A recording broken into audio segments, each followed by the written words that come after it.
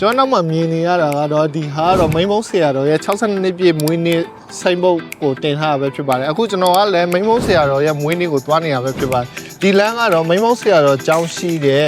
မိန်းဖုံးသွားတဲ့လမ်းဖြစ်ပါတယ်သွားတဲ့လမ်းတစ်လျှောက်မှာဆိုရင်ရွာကထွက်တဲ့သီးနှံလက်လက်ဆက်ဆက်လေးတွေရောင်းတဲ့ဈေးတန်းလေးတွေကိုလည်းတွေ့ရပါတယ်။နောက်ပြီးတော့ဒေသခံတိုင်းရင်းသားတွေရဲ့ရွာလေးတွေကိုလည်းကျွန်တော်တို့ဖြတ်သွားခဲ့ရပါတယ်။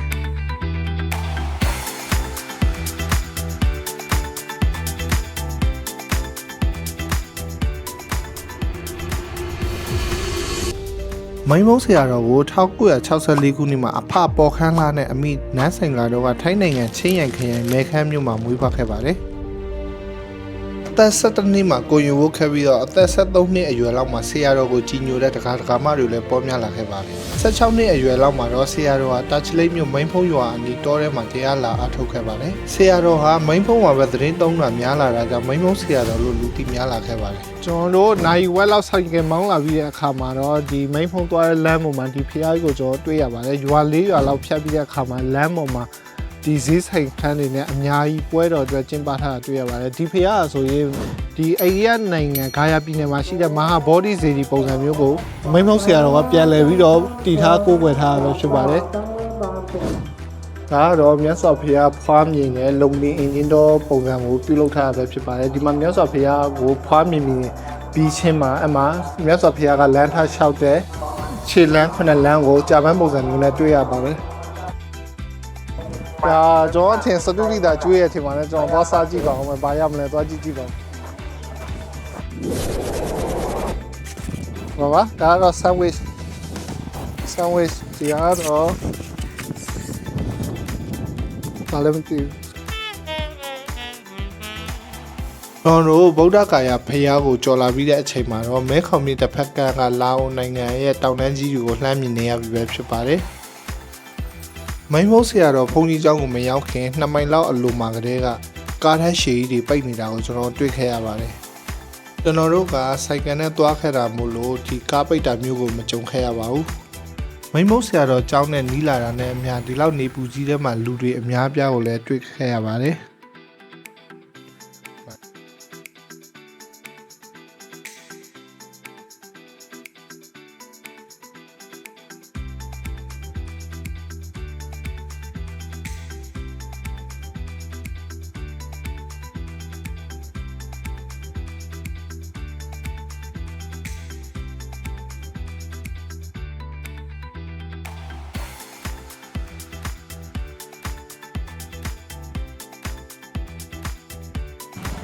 အခုဆိုရင်ကျွန်တော်ကတော့မိန်းမုံဆရာတော်ဖရာဘုန်းကြီးကျောင်းမှာရှိတဲ့ဂိတ်ပေါက်ကဒီဈေးတန်းလမ်းထဲကိုရောက်နေပါဒီမှာတော့ဈေးတန်းလမ်းထဲမှာဆိုရင်ဒီရှမ်းရိုးရာပစ္စည်းတွေအများကြီးတွေ့ရပါတယ်အစားအသောက်တွေရောနောက်ပြီးရှမ်းရိုးရာနဲ့ဆိုင်တဲ့ဒီဓာတ်တွေရောခမောက်တွေရောအများကြီးကိုကျွန်တော်တွေ့ရပါဘူး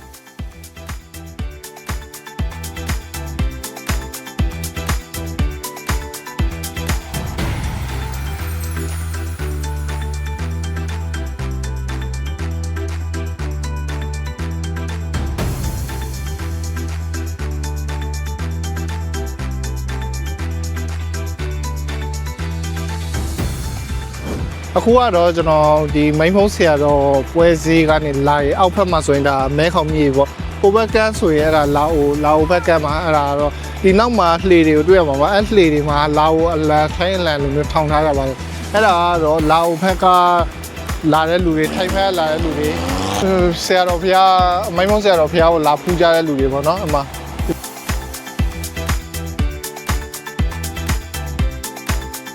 ဆိုရင်ဒါကတော့အနေနဲ့ရက်ကလာတဲ့ဖျားဖူးတွေပဲဖြစ်ပါတယ်ဒီမှာဆိုရင်သူတို့ရဲ့ကိုယ်ပိုင်တက်နေနဲ့ဒီမှာရက်တွေအတော်ကြာနေထိုင်ပြီးတော့ဒီမှာနေကြရပဲဖြစ်ပါတယ်ဒီတစ်လျှောက်လုံးကတော့စတူဒီတာကျွေးတဲ့မန်းလေးတွေပါဒီမှာကျွန်တော်သွားယူပြီးပါပြီဒီကတော့ကောက်ညင်းနဲ့ဒါကောက်ညင်းနဲ့ဒါတီးစုံကျော်တီးရွက်ကျော်ပါဖက်လေးနဲ့ထည့်ပေးထားပါတယ်ဟိုဘက်ဒီမှာဘာတွေကျွေးအောင်လဲကျွန်တော်သွားကြည့်လိုက်ပါဦး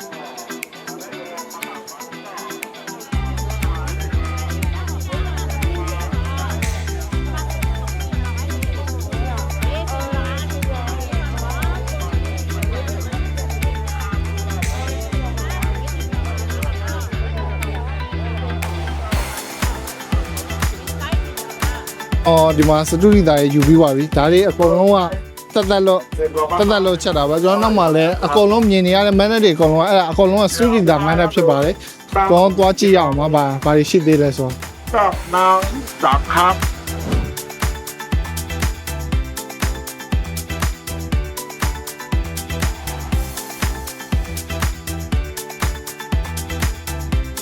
နော်မိမုတ်ဆရာတော်ရဲ့ကျောင်းဝင်းထဲကိုရောက်နေရပါဒီကျောင်းဝင်းထဲမှာဆိုရင်စတူဒီယာမတ်တက်တွေအများကြီးရှိပါတယ်တောက်လျှောက်ပါကျွန်တော်စားပြီးပါပြီဒီမှာဆိုရင်တော့မိမုတ်ဆရာတော်တရားဟောတဲ့နေရာပါအဲ့နာမှာရှိပါတယ်ဒီမှာကားတွေအများကြီးကိုတွေ့ရပါမယ်အဲ့ဒါကတော့အနေနဲ့ရက်ကနေလာပြီးတော့ဒီမှာနေတဲ့ဒီမှာအစောကြီးကလေးကလာနေတဲ့ကားတွေဖြစ်ပါတယ်သူတို့တွေကဒီမှာတက်နေနဲ့တဲထိုးပြီးတော့အိတ်ကြပါတယ်ဒီရွက်ဖြစ်တဲတွေနဲ့တဲထိုးပြီးတော့အိတ်ကြပါတယ်ပြီးတော့အစားအသောက်တွေလည်းသူတို့ပူစရာမလိုပါဘူးဟိုဘက်မှာဆိုရင်စတူဒီယာမန်တက်လည်းရှိပါဘူးစားစရာကြိုက်တာအချိန်မရွေးအများကြီးတွားယူစားလို့ရပါတယ်ရေအေးရေခဲမဝအစားအကုန်လုံးကိုအဲ့မှာယူစားလို့ရပါတယ်အိမ်သားဆိုလည်းအစင်သစ်ပါအများကြီးလုပ်ပေးထားတာတွေ့ရတယ်မိမုံဆရာတော်ကျောင်းဝင်းထဲမှာဆိုရင်အနေနဲ့ရက်ကနေဆရာတော်ကိုလာဖူးတဲ့လူတွေနဲ့ပြည့်နေနေပါတယ်ဆရာတော်ကိုလာရောက်ဖူးမြော်တဲ့အထက်မှာရှမ်းလူမျိုးတွေမကဘဲနဲ့တိုင်းရင်းသားဘောင်းဆောင်ကိုလည်းတွေ့ရပါတယ်မြန်မာနိုင်ငံသားအပြင်ကိုလာအိုနိုင်ငံထိုင်းနိုင်ငံကနေအစားဆရာတော်မွေးနေ့ကိုလာရောက်ဖူးမြော်ကြတာပဲဖြစ်ပါတယ်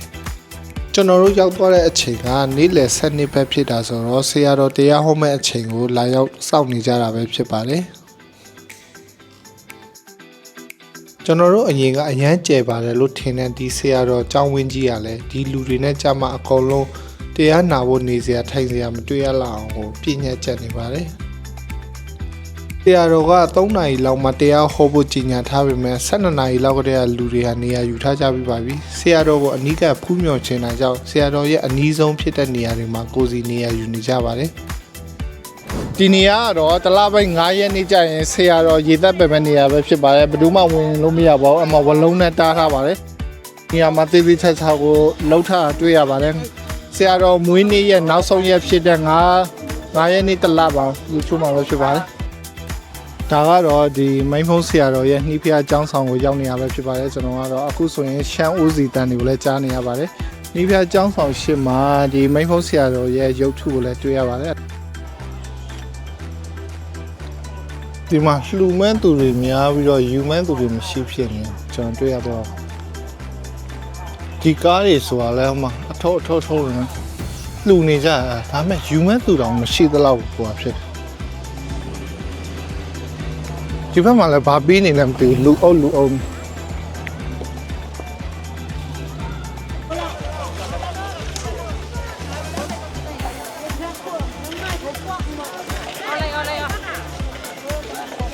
ခုကျွန်တော်နောက်မှမြင်နေရတာကတော့ဒီရှမ်းပြည်နယ်တဝန်းကနေလာကြတဲ့ဆရာတော်ယုံကြည်ပြီးတော့လာကြတဲ့လူတွေဒီမှာဒီမျိုးနေကြပါတော့ကားတွေနဲ့လာကြတယ်အမှနေပြီးတော့တဲတွေထိုးပြီးတော့နေကြတယ်အများအပြားကအဲ့နောင်ချိုတန်ရန်အဖက်ကမျိုးစုံကိုလာကြပါတယ်ဒီမှာသူတို့နေပြီးတော့တရက်နှစ်ရက်နေပြီးတော့သူတို့ပြန်မှာပေါ့အဲ့ဒါကြာပြီလားဘယ်နေ့ရောက်လဲ3ရက်ရှိပြီရှင်3ရက်ရှိပြီနော်ဟိုဟာနေတာရောဒီမှာဟိုဘယ်လိုလဲအဆင်ပြေလားအဆင်ပြေတယ်ရှင်အဆင်ပြေတယ်အကုန်လုံးအဆင်ပြေရှင်ဒါဆိုပြန်တော့မှာပေါ့မနေ့ပြန်မနေ့ပြန်တော့မယ်ရှင်ပြန်တော့မှာပျော်လာဒီလာရတာပျော်တယ်ရှင်ဟုတ်ကဲ့ဒီမှာလာတာအများကြီးလာကြပါတော့အများလာကြအဲ့တော့ဒီမှာပဲအိတ်တာပေါ့ဒီမှာပဲအိတ်ရှင်ညဘက်ချမ်းလားချမ်းနည်းချမ်းတယ်ဟုတ်လူအများကြီးပဲနော်ဒီမှာချမ်းတာဘာမှမဖြစ်ဘူးဘာမှဖြစ်ဘူးနော်ချမ်းလည်းဘာဖြစ်အဲ့လိုလောက်ရရင်ကတော့ရရင်အချိန်ကတော့ရရင်ကုသိုလ်ရရင်ဟုတ်တော်ပြီလေအရင်နှစ်တည်းအောင်လာရလာတယ်ရှင်နှစ်တိုင်းလာပါဒီဩနှစ်တိုင်းလာတယ်ဟုတ်နာမည်ဘယ်လိုခေါ်လဲပန်နုရှင်ပန်နုဟုတ်ဘယ်ကနေလာတာကုနာဟိုမိုင်းရှူရှင်မိုင်းရှူနော်မိုင်းရှူဝေးပဲဟုတ်ကဲ့လမ်းကြောင်းကောင်းလားကောင်းတယ်ရှင်ဟုတ်ကဲ့ကားနဲ့တင်မစိုးပါကားလည်းမစိုးနော်ဟုတ်ကဲ့ဒါကတော့ကျွန်တော်လာခဲ့တဲ့နောက်ဆုံးနေရမိမုတ်ဆရာတော်တွဲတည်ပေးထားတဲ့ဘူတန်ကနေတည်ပေးထားတဲ့ဘူတန်ကျောင်းဆောင်လို့လူသိများပါတယ်တော်တော်များဧည့်သည်လာရင်ဒီကျောင်းကိုလာပါတယ်သူ့ရဲ့လက်ရာအနုစိတ်ကတော့ဘူတန်နိုင်ငံလက်ရာမျိုးတည်ထားတွေ့ရပါတယ်